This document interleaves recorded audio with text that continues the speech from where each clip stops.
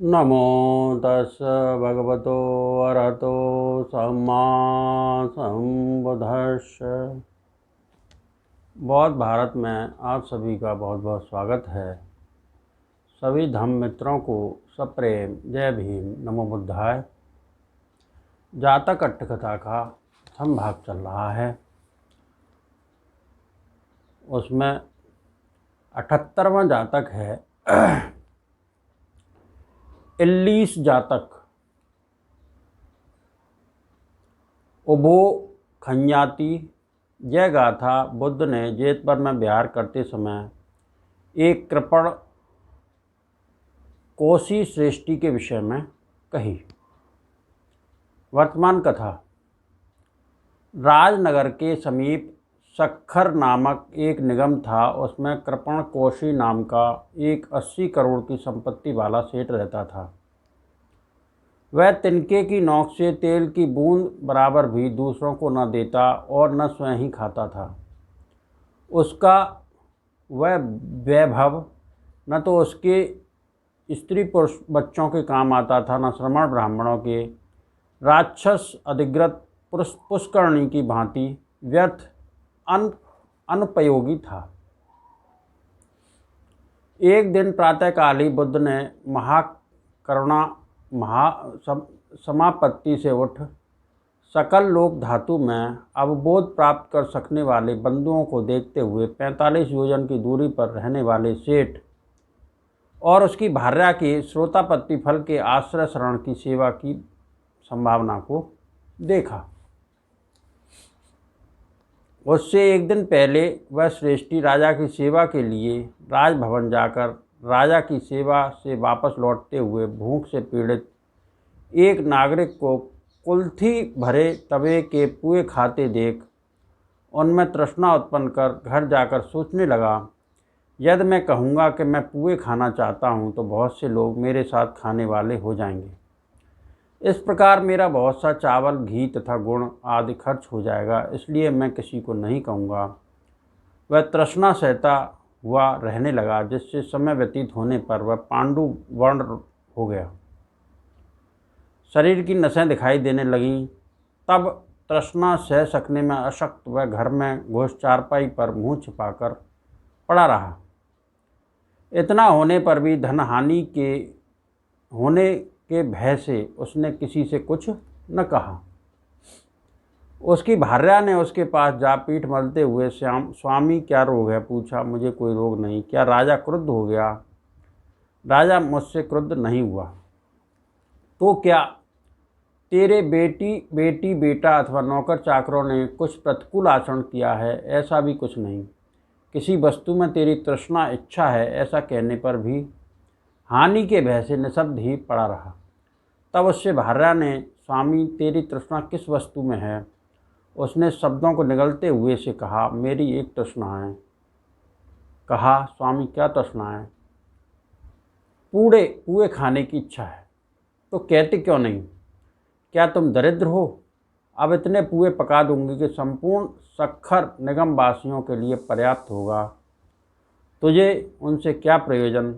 वह स्वयं कमा कर खाएंगे। अच्छा तो उतने ही पकाऊंगी जितने इस घर वाले सब के लिए पर्याप्त हों। जानता हूँ कि तू बड़ी उदार धनवान है। अच्छा तो उतने ही पकाऊंगी जो केवल तुम्हारे स्त्री बच्चे भर के लिए पर्याप्त हो। बच्चों से क्या प्रयोजन? इनसे तुझे क्या? अच्छा तो उतने ही बनाऊंगी जितने तेरे और मेरे लिए पर्याप्त हों। तू क्या करेगी? अच्छा तो उतने ही बनाऊंगी जो केवल तेरे लिए ही पर्याप्त हों।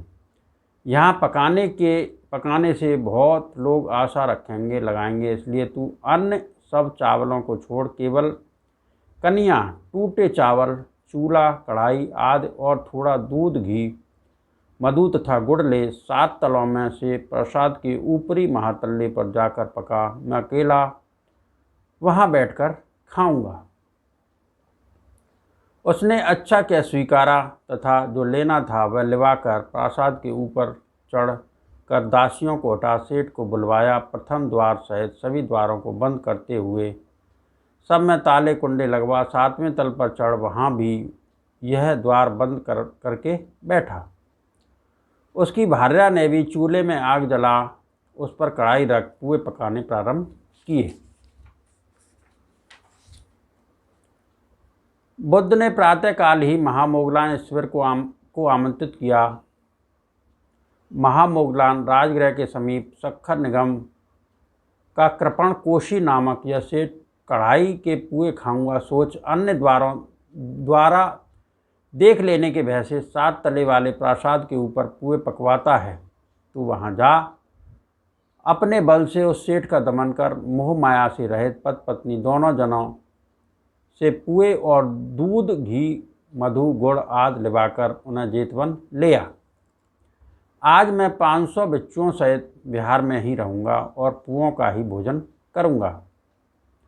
स्थिविर भंते अच्छा शास्ता का कथन स्वीकार कर उसी समय रिद्धि बल से उस निगम में पहुँच उस प्रासाद के छज्जे पटल प्रांत पर सुष्ठ रूप से पहने उड़े आकाश में स्थिर हो मणिमूर्ति की भांति रुके। स्थिविर को देख सेठ का हृदय कांपा।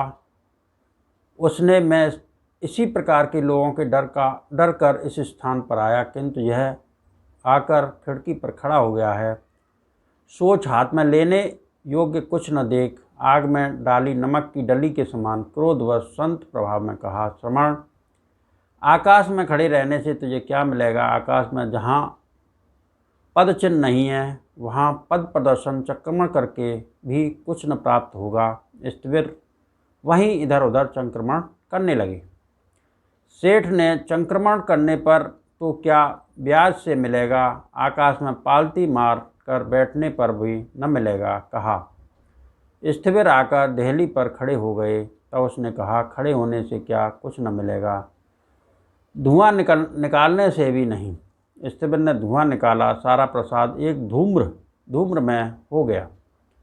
सेठ की आंख में जैसे सुइयां लगीं, लेकिन घर जलने के भय से उसने जलने पर भी न मिलेगा न कह सोच यह श्रमण अच्छा पीछे पड़ा है, बिना लिए नहीं जाएगा, इसलिए उसको एक पुआ दिलवाऊं। यह सोच उसने भार्या से भद्रे एक छोटा सा पुआ पका श्रमण को देकर इसे विदा कर कहा।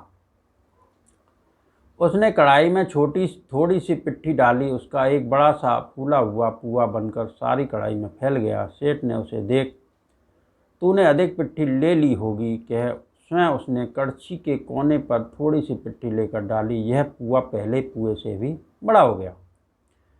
इस प्रकार जैसे जैसे वह पकाता वह पहले से भी बड़ा हो जाता। दुखी होकर उसने कहा, भद्रे दे इसे एक पुआ। टोकरी से उसके एक पुआ निकालते समय सारे पुए एक साथ लग लिपट गए।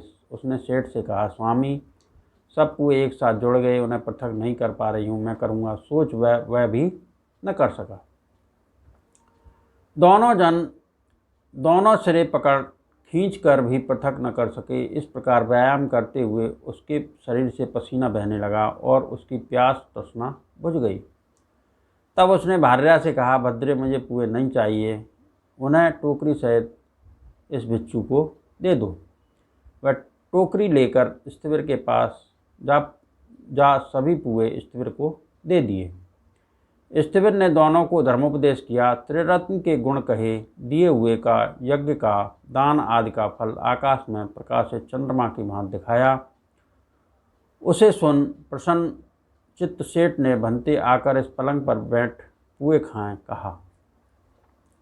स्थिविर ने, सेठ जी पुए खाएंगे सोच 500 भिक्षुओं सहित सम्यक संबुद्ध बिहार में बैठे हैं। यदि तेरी इच्छा हो तो अपनी भार्या सहित पुए और दूध आदि को लिवा चल, हम बुद्ध के पास जाएंगे, कहा। भंते, इस समय शास्ता कहाँ है? सेठ यहाँ से 45 योजन दूरस्थ जेतवन बिहार में। सेठ, बिना भोजन के समय भिक्षुओं हेतु मध्यांतर भोजन निषिद्ध है का उल्लंघन किए हम इतनी दूर कैसे जाएंगे? सेठ, तुम्हारी इच्छा रहने पर, तुम्हारी इच्छा है तो मैं अपने रिद्धि बल से ले जाऊंगा। तुम्हारे प्रासाद महल की सीढ़ी का आरंभ तो उसके अपने स्थान पर ही होगा, लेकिन अंत जेतवन द्वार के कोठे पर। ऊपर के महल से नीचे उतरने भर की देरी मैं जेतवन ले जाऊंगा। उन्होंने भंते अच्छा क्या स्वीकार किया। स्थिविर ने सीढ़ी का ऊपर का सिरा उसी प्रकार होकर नीचे का सिरा जेतवन द्वार के कोठे में जा लगे संलग्न हो जाए अधिष्ठान संकल्प किया।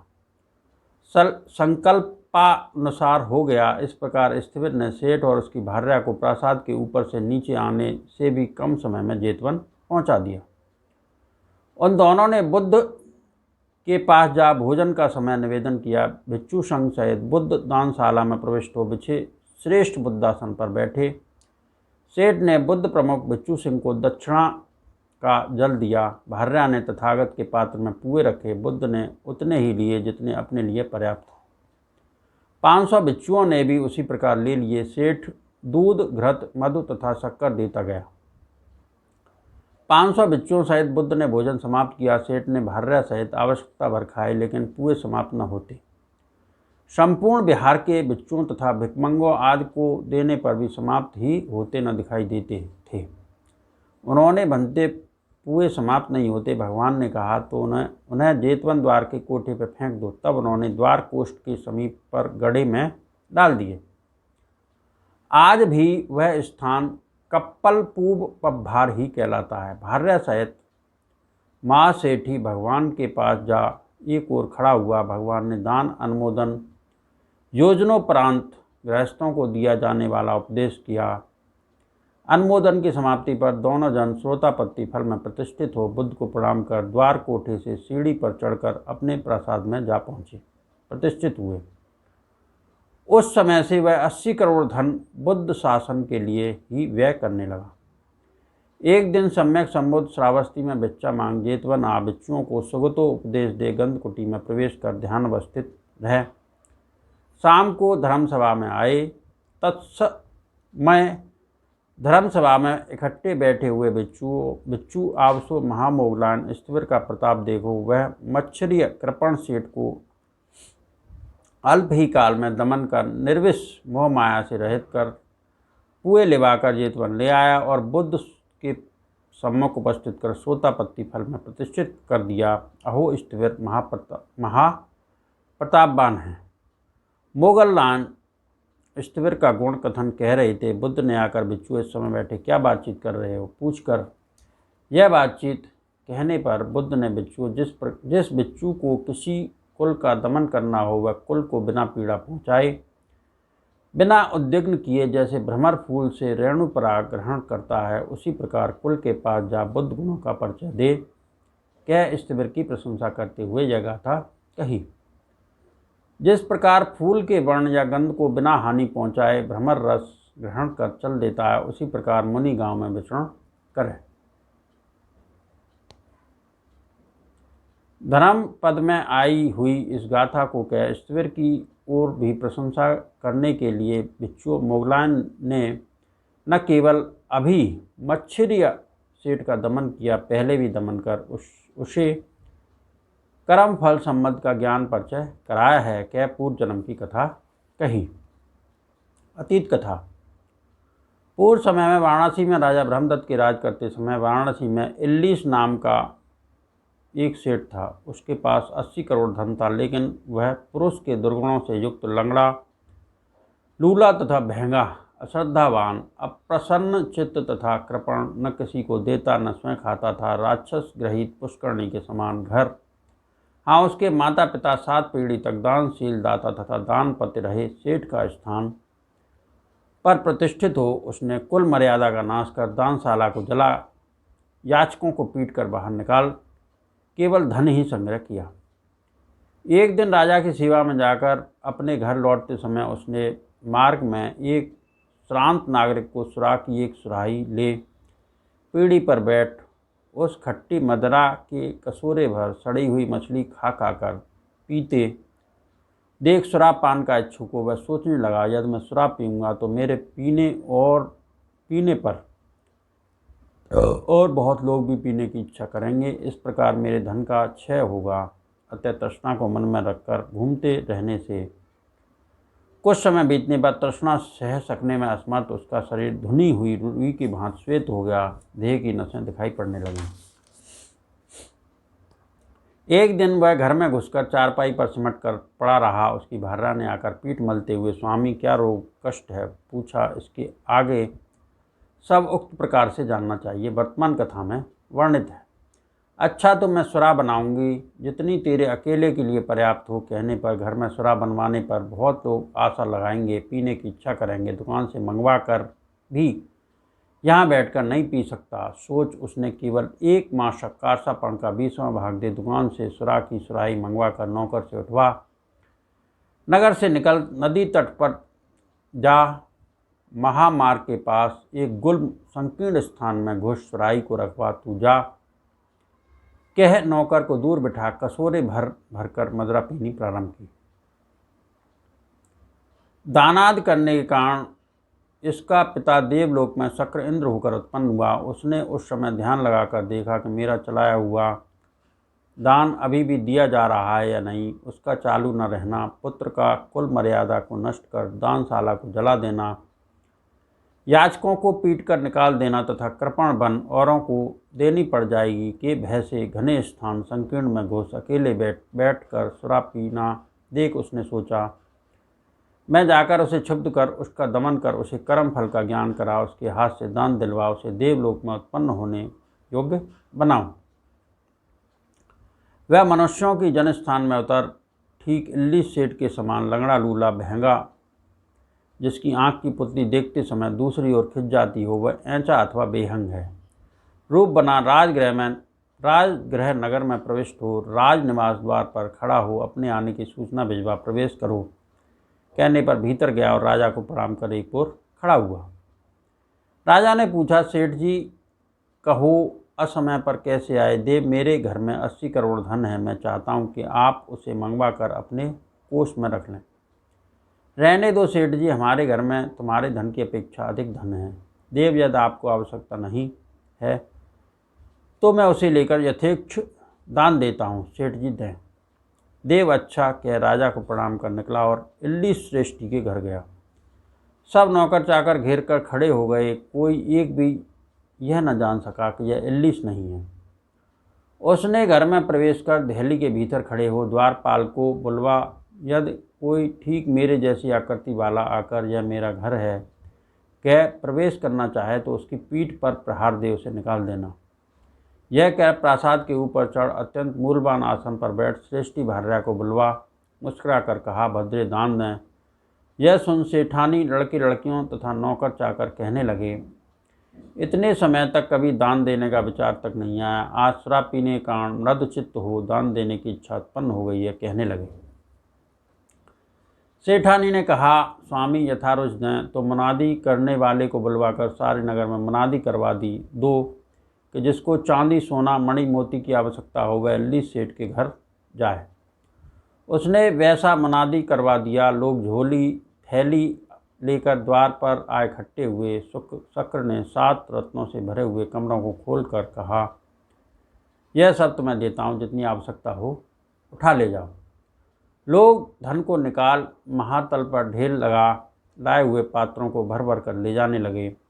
एक जनपदवासी इल्ली सेठ के बैल इल्ली सेठ के ही रथ में जोतकर उसे 7 रत्नों से भर नगर से निकल महामार्ग पर जाता हुआ उस घने स्थान संकीर्ण स्थान से कुछ ही दूर पर रथ को हाँकता हुआ, स्वामी इल्ली सेठ, तेरी 100 वर्ष की आयु हो, तेरे कारण अब मैं जन्म भर बिना काम किए भी जी सकता हूँ।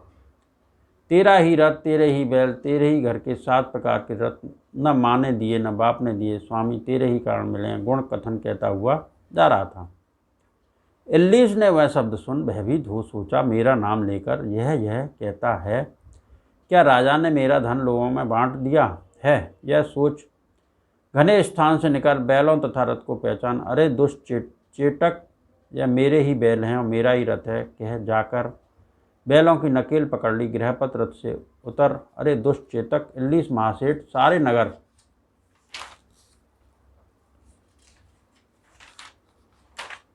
को दान देता है, तू क्या लगता है कौन होता है? झटक कर बिजली गिराते हुए की भांति कंधे पर प्रहार दे रथ लेकर चल दिया।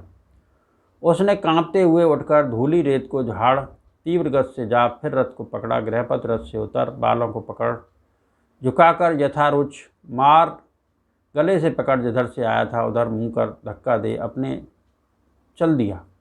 इतने में सुरा का मद भी उतर गया। उसने कांपते कांपते शीघ्रता से घर जा धन लेकर जाते हुए मनुष्यों को देख हो यह क्या? राजा मेरा धन लुटवा रहा है क्या? जिस किसी को पकड़ना शुरू किया, जिस किसी को पकड़ता वही उसे पीट कर पैरों में गिरा देता। वेदना से पीड़ित हो उसने घर में घुसना चाहा। द्वारपालों ने, अरे दुष्ट गृहपति कहाँ घुसता है क्या? बांस की चपटियों खप्पचियों से पीट गर्दन से पकड़ निकाल दिया। अब राजा को छोड़कर और मुझे किसी की शरण नहीं, सोच उसने राजा के पास जाकर पूछा, देव आप मेरा घर लुटवा रहे हैं? सेठ जी मैं नहीं लुटवा रहा हूँ। क्या तुमने ही अभी आकर नहीं कहा था कि यदि आप नहीं लेते तो मैं अपने धन को दान दूंगा? और नगर में ढिंढोरा करा कर दान दिया। देव मैं आपके पास नहीं आया। क्या आप मेरे कृपण होने की बात नहीं जानते? मैं किसी को तृण के कोने के तेल की एक बूंद तक नहीं देता। देव जो यह दान दे रहा है उसे बुलाकर परीक्षा करें। राजा ने शक्र को बुलवा भेजा। न तो राजा को ही न मंत्रियों को ही, दोनों जनों में कुछ भेद दिखाई दिया। मच्छरिया सेठ ने पूछा, देव यह सेठ है कि मैं सेठ हूँ? हम नहीं पहचानते, तुझे कोई पहचानने वाला है? देव मेरी भार्या को बुलाकर पूछा गया, तेरा स्वामी कौन है? वह यह कहकर शक्र के पास ही जा खड़ी हुई। लड़कियों नौकर चाकरों को बुलाकर पूछा गया, सब शक्र के पास ही खड़े हुए। तब सेठ ने सोचा, मेरे सिर में बालों में छुपी एक फुंसी है, उसे केवल नाई ही जानता है, सो उसे बुलवाऊं। यह सोच उसने कहा, देव मुझे नाई पहचानता है, उसे बुलवाएं। उस समय बोसत ही उसके नाई होकर उत्पन्न हुए थे। राजा ने उसे बुलवाकर, इल्ली सेठ को पहचानते हो? देव सिर को देखकर पहचान सकता हूँ। अच्छा तो दोनों के सिर को देख। शक्र ने उसी क्षण सिर में फुंसी पैदा कर ली। बोसत ने, दोनों के सिर में फुंसी है, इसलिए मैं इन दोनों में से किसी एक को नहीं कह सकता कि यह इल्लीस है। यह गाथा कही। दोनों लंगड़े हैं, दोनों लूले हैं, दोनों बेहंगे हैं और दोनों के सिर में फुंसियाँ। मैं इल्लीस को नहीं पहचानता देखता। उभो दोनों जने, खंजाती लंगड़े, कुणीति लूले, कुट्ठ हंता, विषम चक्षुलाती, जिनकी आँख की पुतलियाँ विषम हैं, दोनों के सिर में एक ही स्थान पर एक जैसी फुंसियाँ हो गई हैं। मैं इनमें यह इल्लीस है नहीं पहचानता, अर्थात एक को भी इल्लीस नहीं मानता। बोसत की बात सुन सेठ कांपने लगा और धन शोक के कारण अपने को न संभाल सकने से वहीं गिर पड़ा। उस समय शक्र महाराज, मैं इल्लीस नहीं हूँ, मैं शक्र हूँ, कह शक्र लीला से आकाश में जा खड़ा हुआ। इल्लीस का मुंह पहुँचकर उस पर पानी छिड़का गया। वह उठकर देवेंद्र शक्र को प्रणाम कर खड़ा हुआ। तब शक्र ने कहा, इल्लीस यह धन मेरा है न कि तेरा। मैं तेरा पिता हूँ, तू मेरा पुत्र है। मैंने दानादपुण्य कर्म करके शीघ्र शक्र की पदवी प्राप्त की, लेकिन तूने मेरे वंश की मर्यादा को भंग कर अदानशील हो कृपण बन दानशाला को जला, याचकों को निकाल केवल धन संग्रह किया। उसे न तू स्वयं खाता है न दूसरों को देता है, वह ऐसे ही पड़ा है जैसे राक्षस के अधिकार में सरोवर हो। यदि जैसे पहले था वैसे ही मेरी दानशाला बनवा कर दान देगा तो तेरा कुशल है, यदि नहीं देगा तो तेरे संपूर्ण धन का लोप कर इस इंद्र वज्र से तेरा सिर फोड़ तेरी जान निकाल दूंगा। इल्लीस सेठ ने मरने के भय से संतुष्ट हो अब से दान दूंगा प्रतिज्ञा की। शक्र उसकी प्रतिज्ञा ग्रहण कर आकाश में बैठे ही बैठे धर्मोपदेश दे उसे पंचशीलों में प्रतिष्ठित कर अपने स्थान को चला गया। इल्लीस भी दान आदि पुण्य कर कर्म कर स्वर्गगामी हुआ। बुद्ध ने भिक्षुओं न केवल इस समय मोगलान ने मच्छरी सेठ का दमन किया, पहले भी इसने इसका दमन किया है। कह धर्म देशना को कह परिणाम संगठित कर जातक का सारांश प्रस्तुत किया। उस समय इल्लीस मच्छरी सेठ हुआ, देवेंद्र शक्र मोगलान राजा आनंद, लेकिन नाई नहीं था, इल्लीस जातक।